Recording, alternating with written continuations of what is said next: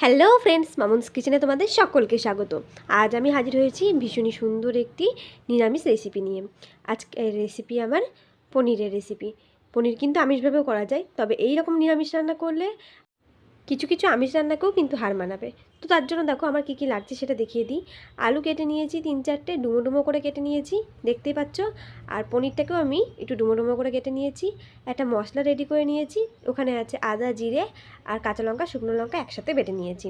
আর এখানে একটা ছোট্ট সাইজের টমেটো কুচি করে রেখেছি। তোমরা চাইলে কিন্তু টমেটো বাটাও ব্যবহার করতে পারো। আর এদিকে কড়াইতে তেল গরম করে ওর মধ্যে আমি পনিরগুলোকে দিয়ে দিচ্ছি। পনিরগুলোকে আমি একটু লাল লাল করে ভেজে নেব। অনেকেই পনিরটা হালকা করে ভাজা পছন্দ করে, আবার কেউ কেউ একটু বেশি ভাজা পছন্দ করে। সেই রকম তোমরা যে যেরকম পছন্দ করো সেরকমভাবেই কিন্তু পনিরটাকে ভেজে নিতে পারো। আমিও সেরকমভাবে ভেজে নিচ্ছি।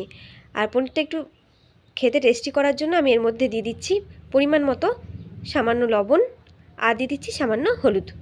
এবার লবণ হলুদ দিয়ে হালকা হালকা করে এটাকে নেড়ে চেড়ে একটু লাল লাল করে আমি ভেজে নেব। এই পনির রান্নাটা কিন্তু নিরামিষ দিনে তোমরা নিশ্চিন্তে করতে পারো, যেটা খেতেও হয় সুস্বাদু, আবার কোনো পেঁয়াজ রসুনের কোনো প্রয়োজনও নেই। এদিকে দেখো পনিরগুলোকে আমি লাল লাল করে ভেজে নিয়েছি।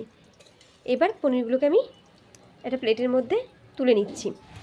এবার ওই কড়াইতে আমি আলুগুলোকে ভেজে নেব। আলুগুলোকে তেলের মধ্যে দিয়ে দিচ্ছি। এবার আলুগুলোকে আমি একটু লাল লাল করে ভেজে নেব। আলুগুলোকে একটু ভালো করে ভেজে নিতে হবে। দেখো একটু লাল লাল করে ভেজে নিয়েছি। এবার আমি আলুগুলোকে একটা একটা করে তুলে নেব। নিরামিষ রান্নাটাকে যদি একটু ভালোভাবে করা হয় তাহলে কিন্তু খেতে খুবই ভালো হয়। এরপর দেখো যেই কড়াইতে আমি আলু পনির ভেজে নিয়েছিলাম সেই তেলের মধ্যেই আমি দিয়ে দিলাম একটা তেজপাতা ছিঁড়ে দিয়েছি, একটা শুকনো লঙ্কা ফাটিয়ে দিয়েছি, আর দিয়ে দিচ্ছি ফোড়নের জন্য জিরে। তোমরা চাইলে এর মধ্যে একটু রাঁধুনিও দিতে পারো। এবার একটু ফোড়নটা ভাজা ভাজা হয়ে এলে এর মধ্যে আমি যে মশলাটা বেটে রেখেছিলাম, আদা, জিরে, কাঁচা লঙ্কা, শুকনো লঙ্কা বাটা, সেই বাটা মশলাটা আমি এর মধ্যে এবার দিয়ে দিলাম। এবার মশলাটা একটু ভেজে নেওয়ার পরে এর মধ্যে আমি দিয়ে দিচ্ছি টমেটো কুচিটা। প্রথমেই বললাম তোমরা কিন্তু চাইলে টমেটো পেস্টও ব্যবহার করতে পারো। টমেটো কুচিটা দেওয়ার পরে একটু নেড়ে চেড়ে নিচ্ছি। আর টমেটোগুলো যাতে খুব তাড়াতাড়ি সিদ্ধ হয়ে যায় তার জন্য আমি এর মধ্যে দিয়ে দিচ্ছি পরিমাণ মতো লবণ, দিয়ে দিচ্ছি পরিমাণ মতো হলুদ গুঁড়ো, আর দিয়ে দেবো সামান্য ধনে গুঁড়ো। এবারে সব মশলাগুলোকে খুব ভালোভাবে মিশিয়ে নিতে হবে। আর দেখো মশলাটা যাতে পুড়ে না যায় তার জন্য আমি একটু সামান্য জল ব্যবহার করছি। এবারে জলের সাথে মশলার সাথে খুব ভালোভাবে মিশিয়ে মশলাটাকে একটু কষিয়ে নিতে হবে। মশলাটাকে ততক্ষণ পর্যন্ত কষিয়ে নিতে হবে যতক্ষণ পর্যন্ত মশলা থেকে একটুখানি তেল ছেড়ে দিচ্ছে। দেখো দেখে বুঝতেই পারছো মশলাটাও কষে এসেছে আর পাশ থেকে তেলও বেরিয়ে এসছে। এই সময় আমি এর মধ্যে দিয়ে দিচ্ছি ভেজে রাখা আলুগুলো।